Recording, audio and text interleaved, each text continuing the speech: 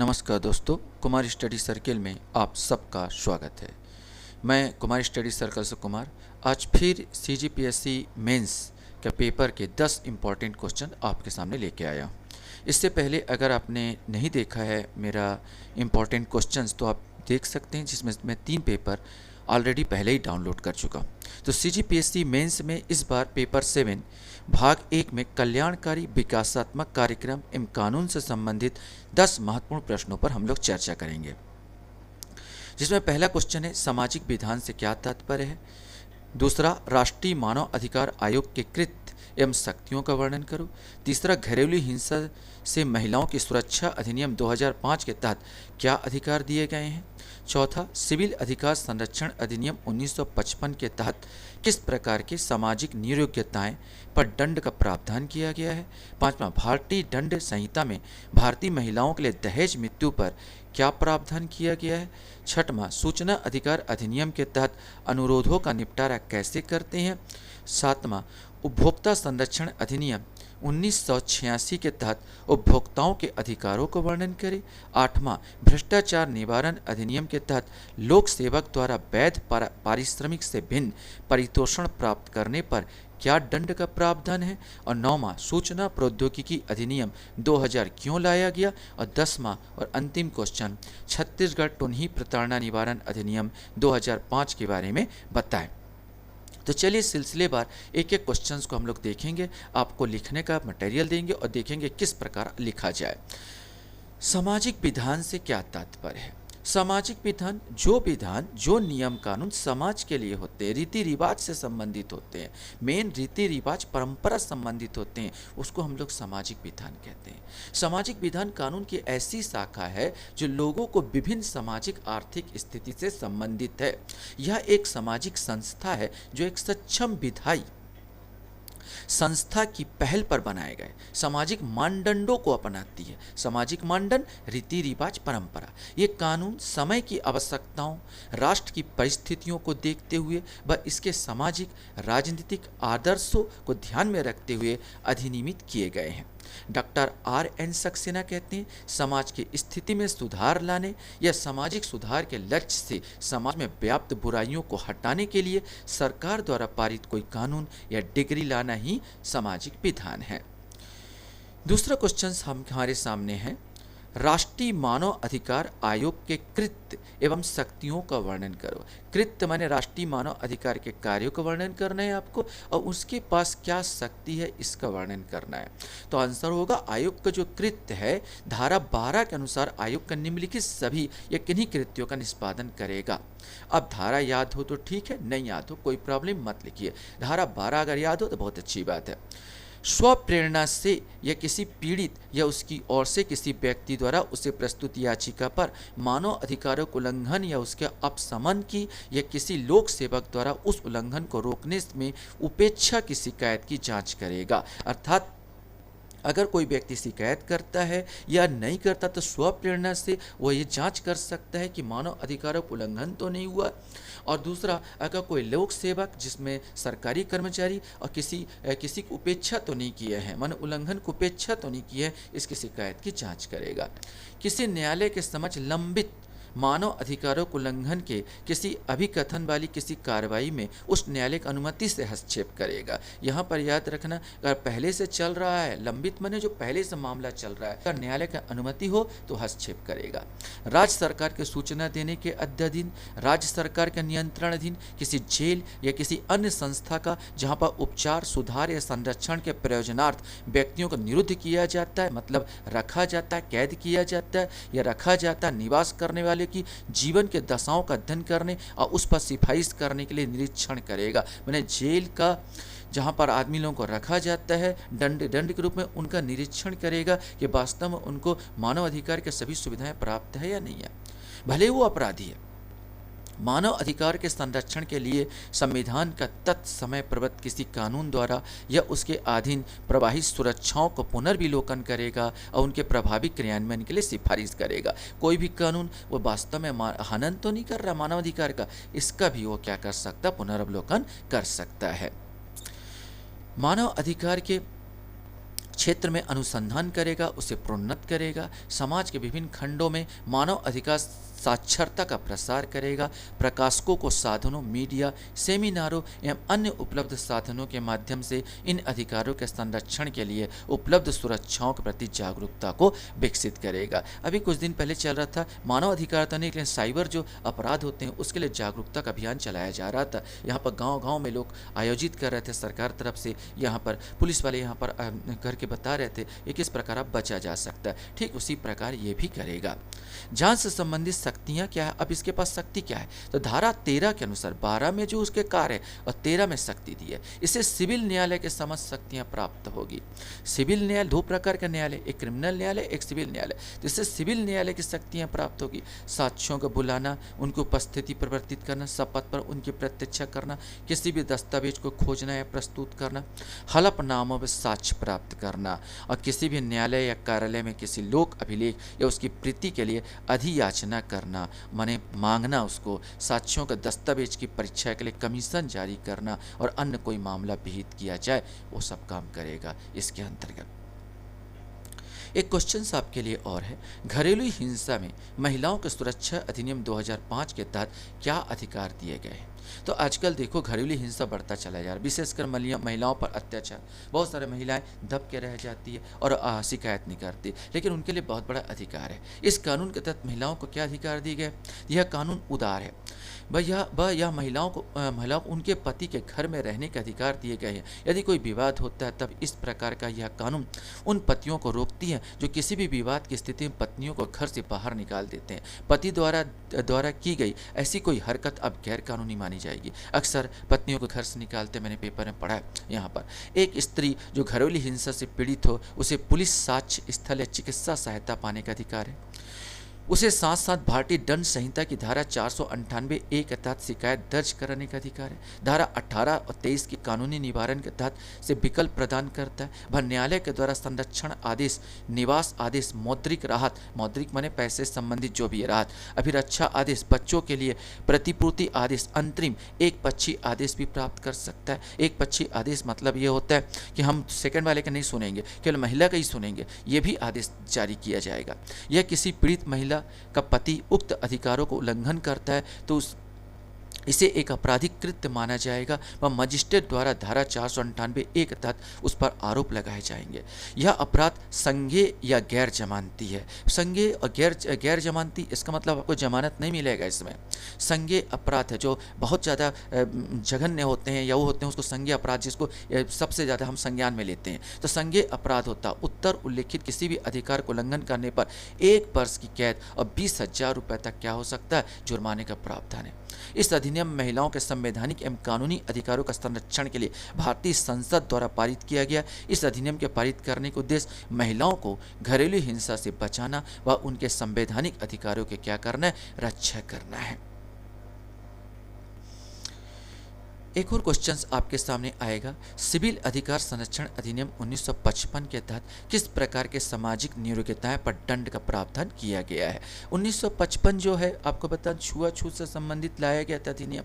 अब छुआछूत से संबंधित अधिनियम सामाजिक है, धार्मिक है। धार्मिक नियोक्ता भी होता है, मंदिर में प्रवेश नहीं देना, मंदिर में हटा देना, पूजा पाठ मत करना, ये सब धार्मिक नियोक्ता है। लेकिन यहाँ पर जो आपसे पूछा जा रहा सामाजिक नियोक्ता पूछा जा रहा है। तो सामाजिक नियोक्ता लागू करने के लिए जो दंड धारा 4 के अनुसार जो कोई किसी व्यक्ति के विरुद्ध निम्नलिखित के संबंध में कोई नियोक्ता अस्पष्टता के आधार पर लागू करेगा, जैसे किसी दुकान के लोक उपहार गृह, होटल या लोक मनोरंजन स्थान प्रवेश करना अथवा किसी लोक उपहार गृह, होटल, धर्मशाला, सराय में उपयोग के लिए रखे गए किन्हीं बर्तनों और अन्य वस्तुओं को उपयोग करना अथवा किसी वृत्ति माने रोजगार करना या उपजीविका या किसी काम में नियोजन अथवा किसी नदी, जलधारा, जल स्रोत, कुएं, तालाब, किसी स्थान, घाट, कब्रिस्तान, सड़क का उपयोग करना या उसमें प्रवेश करना अथवा जनसाधारण के उसके किसी विभाग के व्यक्तियों के जिसके वह व्यक्ति हो उपयोग के लिए समर्पित स्थान या उपयोग करना उसमें प्रवेश करना, अथवा जनसाधारण या उसके किसी विभाग के व्यक्तियों के जिसका वह व्यक्ति हो फायदे के लिए सृष्ट किसी पूर्व न्यास के अधीन किसी फायदे को उपयोग करना, अथवा किसी सार्वजनिक सवारी या उपयोग करना उसे प्रवेश करना, अथवा किसी भी परिक्षेत्र में किसी निवास परिसर का सन्निर्माण अर्जन या अभिभोग करना, अथवा किसी ऐसे धर्मशाला सराय मुसाफिर खाना का जो जनसाधारण या उसके किसी विभाग के व्यक्तियों के लिए जिसका वह व्यक्ति हो खुला हो उपयोग ऐसे व्यक्ति के रूप में करना, अथवा किसी सामाजिक धार्मिक रूढ़ी प्रथा या कर्म का अनुपालन या किसी धार्मिक सामाजिक या सांस्कृतिक जुलूस में भाग लेना। ऐसा जुलूस निकालने पर अगर कोई रोक लगाता है, यहाँ पर अगर कोई रोक लगाता है तो वह कम से कम 1 मास और अधिक से अधिक 6 मास की अवधि के कारावास से और ऐसे जुर्माने से भी जो कम से कम 100 रुपये और अधिक से अधिक 500 रुपये तक का हो सकेगा दंडनीय होगा। तो आपको देखो इतना सारा जो दिया है मैंने यहाँ पर दिया है, आप इसमें से जितना याद आए लिख दीजिए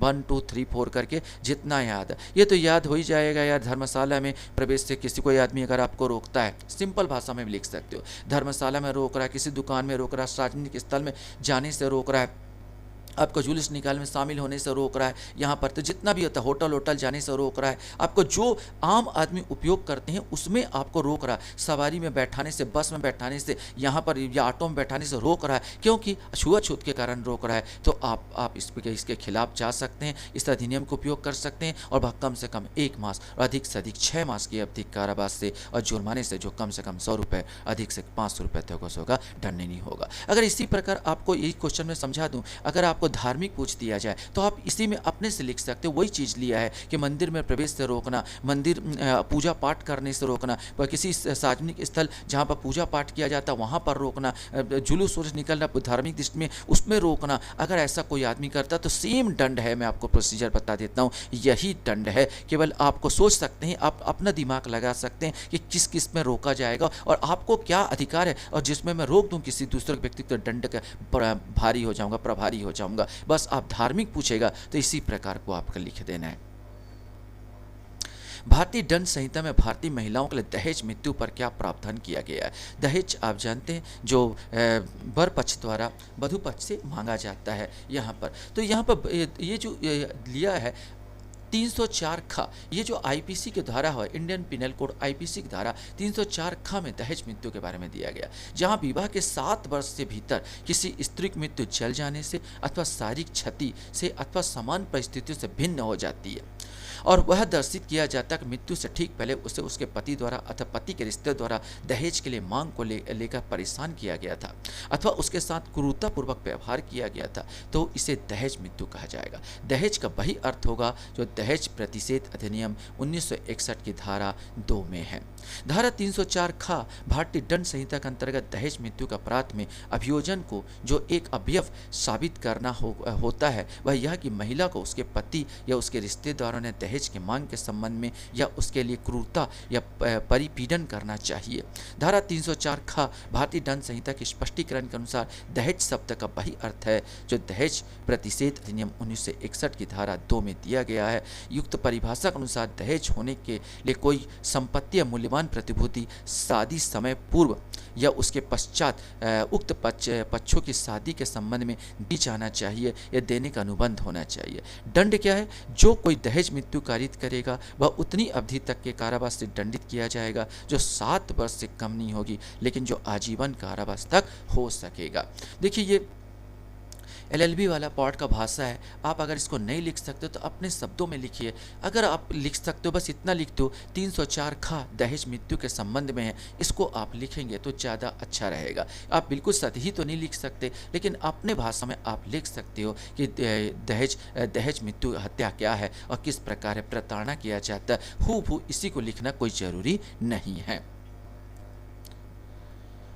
अब के समय क्वेश्चंस और आता है, सूचना का अधिकार अधिनियम के तहत अपराधों का निपटारा कैसे करते हैं। तो सूचना का अधिकार 2005 में आया था। धारा 7 चाही गई सूचना के आवेदनों अनुरोधों के निपटारे के बारे में प्रावधान करती। इसके अनुसार सामान्य आवेदनों का निपटारा 30 दिन में कर दिया जाना चाहिए। पहली बात तो यह कि सामान्य आवेदनों का निपटारा कितने दिन में कर दिया जाए, 30 दिन में कर देना चाहिए।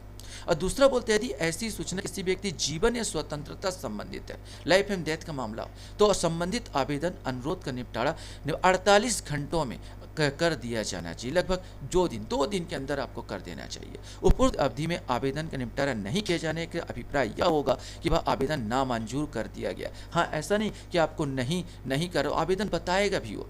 अगर उसमें बताएगा प्रोसेस है कि नामंजूर कर दिया गया, तो क्यों नामंजूर कर दिया गया, इसको आपको जो हमारे पास सूचना आयोग वो आपको इंगित करेगा कि हमने आप क्यों नहीं दे सकते और काहे नामंजूर कर दिया गया, ताकि आप अपील कर सको। ऐसा नहीं कि चुपचाप बैठ जाएगा। उपभोक्ता संरक्षण अधिनियम 1986 के तहत उपभोक्ताओं के अधिकारों का वर्णन कीजिए। उपभोक्ता कौन? हम सब उपभोक्ता, चाहे वो सेवा से संबंधित हो, चाहे हम कोई वस्तु खरीदते हैं या हम डॉक्टरी इलाज करते हैं, क्योंकि आजकल ये डॉक्टरी इलाज पेशा ऐसा ये सब सेवा के अंतर्गत शामिल कर लिया गया। उपभोक्ताओं का अधिकार क्या है? यह अधिनियम उपभोक्ताओं को के 6 अधिकारों को प्रतिष्ठापित करता है। सूचना का अधिकार, चुनने का अधिकार, सूचना का अधिकार माने प्राप्त करने का अधिकार है आपको, चुनने का अधिकार है, सुनवाई का अधिकार है, निवारण का अधिकार है, वो उपभोक्ता शिक्षा का अधिकार है। तो यहाँ इसके अंतर्गत आपको दिया जाता है 6 प्रकार के आपको जीवन व संपत्ति का नुकसान पहुंचाने वाली वस्तुओं और सेवाओं की रक्षा, वस्तुओं व सेवाओं की गुणवत्ता, संख्या, क्षमता, शुद्धता, मानकों व कीमतों की जानकारी का अधिकार, सुनवाई का अधिकार, वस्तुओं के विभिन्न किस्मों तक पहुंच का अधिकार, निवारण का अधिकार, उपभोक्ता शिक्षा का अधिकार। यह एक ऐसा कानून है सेवाएं व वस्तुओं दोनों को शामिल करता है। मैं बहुत सारे दुकानों में पढ़ने को मिल जाता है, एक बार बिका हुआ सामान वापस नहीं होगा। कैसे नहीं होगा? आप करोगे तो उसको झक मार के उसको वापस करना होगा और उसको बाकायदा हर्जाना भी देना होगा। ये गैर कानूनी है जो आप लिखते हैं कि बिका हुआ सामान वापस नहीं होगा। 8वां क्वेश्चन मेरे सामने इंपॉर्टेंट आता है। भ्रष्टाचार निवारण अधिनियम के तहत लोक सेवक द्वारा वैध पारिश्रमिक से भिन्न परितोषण प्राप्त करने पर क्या दंड का प्रावधान है? वैध पारिश्रमिक जो उनको वेतन मिलता है उससे एक्स्ट्रा आप किसी और से लेते हो तो घूस कहलाएगा सर।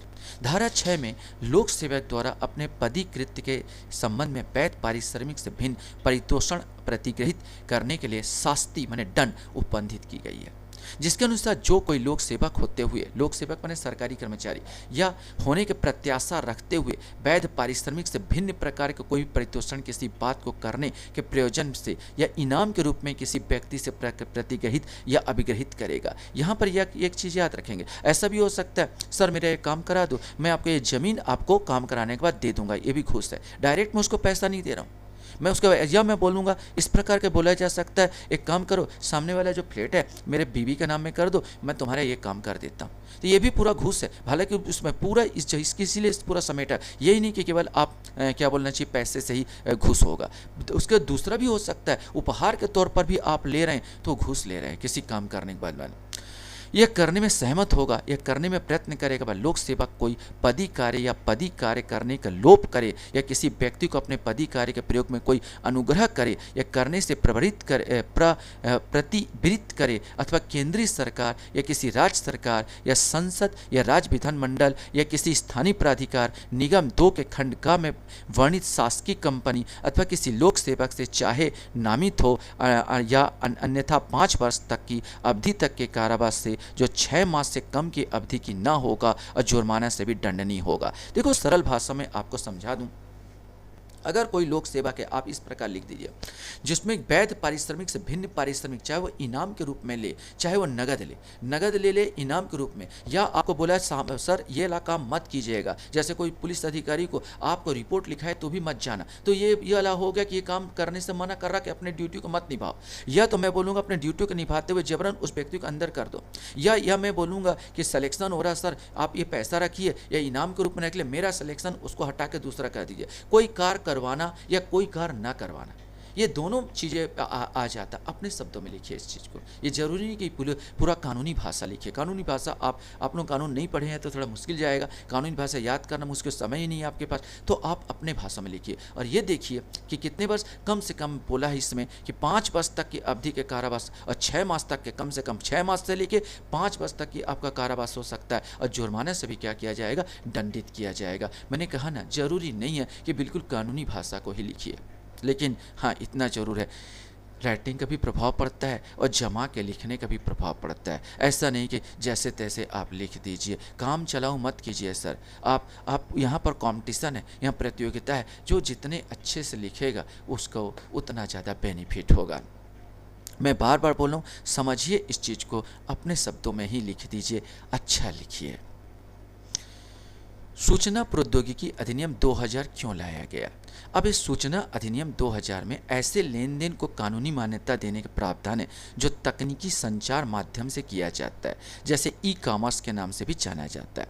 यह अधिनियम 2009 में एक नई धारा को शामिल करने के लिए संशोधित किया गया था। यह धारा 66A थी, जो साइबर अपराध को रोकथाम के लिए लाई गई थी, जो बढ़ते तकनीकी व इंटरनेट के कारण बढ़ गई है। आज तो बहुत ज़्यादा बढ़ गई है, हर रोज़ जागरूक करते हैं, इसके बावजूद लोग लुट जाते हैं, उनका जमा पूंजी पूरा छिन जाता है। विशेष रूप से कहा जाए तो उक्त अधिनियम निम्नलिखित मामलों को देखता है: इलेक्ट्रॉनिक दस्तावेजों को कानूनी मान्यता देता है, डिजिटल हस्ताक्षर को कानूनी मान्यता देता है। आपने देखा होगा, कोई डिलीवरी आया तो फ़ोन में ही आप दस्तखत कर लीजिए। साइबर अपराध व उल्लंघन का विस्तार में प्रकाश करता है, साइबर अपराध के लिए न्यायिक व्यवस्था करता है। और सूचना तकनीकी अधिनियम 2000 की धारा 10A के अंतर्गत ई अनुबंध को मान्यता प्रदान करता है, मान्यता देता है। एक और आपका लास्ट में क्वेश्चंस मैं आपको दे रहा हूँ यहाँ पर, यद्यपि आपके उसमें ये नहीं मिलेगा कि छत्तीसगढ़ का टोनही प्रताड़ना निवारण अधिनियम 2005, ये आपको क्या मिलेगा, छत्तीसगढ़ का जो नियम कानून जो पूछा है लास्ट में, आपने देखना आपके सिलेबस में दिया, छत्तीसगढ़ के नियम और कानून के तहत जो है ये आ सकता है कि छत्तीसगढ़ टोनही प्रताड़ना निवारण अधिनियम 2005 के बारे में बताए। तो हमको जानते हैं टोनही हमारे गांव साइड बहुत ज़्यादा प्रचलन में है, और जबरन किसी को टोनही ओनही कह के उनको मार दिया जाता, प्रताड़ित किया जाता है। यह जानकारी सभी को है कि छत्तीसगढ़ राज्य के अंतर्गत पुराने समय से ही जादू टोने की कुरीतियाँ एवं अंधविश्वास व्याप्त है। केवल इतना ही नहीं, बल्कि महिलाओं को टोनही के नाम से कलंकित एवं प्रताड़ित भी किया जा रहा है। समाज में ऐसे दुर्भाग्यपूर्ण मान्यता के कारण अत्याचार, कला व हिंसा का वातावरण बना रहता है। जादू टोना के भय के कारण समाज अविकसित, शोषित और दमित होकर रह गया। टोनही के नाम पर छत्तीसगढ़ में हत्याएं हो रही है। इसी तारतम्य में माननीय उच्च न्यायालय छत्तीसगढ़ द्वारा एक रिट याचिका में सकारात्मक अभिमत प्रकट करते हुए उच्च न्यायालय में विधायिका को उसके निवारण के लिए कानून बनाने का निर्देश दिए थे, जिनके परिणाम से छत्तीसगढ़ राज्य की विधायिका ने छत्तीसगढ़ टोनही प्रताड़ना अधिनियम 2005 के नाम से इस अधिनियम का निर्माण किया, जिसमें समाज में स्वास्थ्य मानसिकता कायम हो सके और टोनही के नाम से उपेक्षित और प्रताड़ित व्यक्तियों को विधिक सुरक्षा प्रदान की जा सके। टोनही प्रताड़ना निवारण अधिनियम 2005 की जानकारी निम्नानुसार है। इस अधिनियम में जब तक इस संदर्भ में अन्यथा उपेक्षित न हो, टोनही क्या है, तो टोनही से अभिप्राय है व्यक्ति जिसे किसी व्यक्ति अथवा व्यक्तियों द्वारा उपदर्शित किए जाए कि वह किसी अन्य व्यक्ति अथवा व्यक्तियों अथवा समाज अथवा पशु अथवा जीवित जंतुओं को काला जादू, बुरी नज़र या किसी अन्य रीति से हानि पहुंचाएगा अथवा हानि पहुंचाने की शक्ति रखता है अथवा इस तरह वह हानि पहुंचाने का आशय रखता है, चाहे वह डायन, टोनहा अथवा किसी अन्य नाम से जाना जाता हो। पहचानकर्ता से अभिप्रेत है व्यक्ति जो किसी व्यक्ति को टोनही के रूप में उपदर्शित करता हो या अन्य व्यक्तियों को उपदर्शित करने के लिए प्रेरित करता हो या अपने कार्य, शब्दों, भाव भंगिमा या व्यवहार से उपदर्शित करने में मदद करता हो या जानबूझकर ऐसा कोई कार्य करता हो जिससे ऐसी पहचान के आधार पर उस व्यक्ति को क्षति पहुंचाने की आशंका हो अथवा उनकी सुरक्षा एवं सम्मान पर प्रतिकूल प्रभाव पड़े। टोनही की पहचान के लिए जो दंड है, अगर आप बोलोगे भैया ये टोनही है, जैसे बता दिया जाता है, तो जो कोई किसी व्यक्ति को किसी भी माध्यम से टोनही के रूप में पहचान करता है वह कठोर कारावास से जिसकी अवधि 3 वर्ष तक हो सकेगी और जुर्माने से भी क्या होगा, दंडित किया जाएगा। प्रताड़ना के लिए दंड, अगर आप किसी व्यक्ति को प्रताड़ित करते हो टोनही के नाम से, तो जो कोई स्वयं या अन्य किसी व्यक्ति द्वारा टोनही के रूप में पहचान किए गए व्यक्ति को शारीरिक या मानसिक रूप से प्रताड़ित करता है या नुकसान पहुंचाता है, वह कठोर कारावास से जिसकी अवधि 5 वर्ष तक हो सकेगी और जुर्माने से भी दंडित किया जाएगा। ये मेरा 10 क्वेश्चन मैंने फिर आपको दिया। इंपॉर्टेंट है, बहुत इंपॉर्टेंट है। आप एक एक क्वेश्चन में ज़्यादा नहीं दिए, एक एक क्वेश्चन ही दे दीजिए। अगर इसमें से 4-5 क्वेश्चन फंस जाता तो आपके लिए बहुत ज़्यादा महत्वपूर्ण साबित होगा। आप मेरे वीडियो को देखते हो इसलिए धन्यवाद। Thank you very much.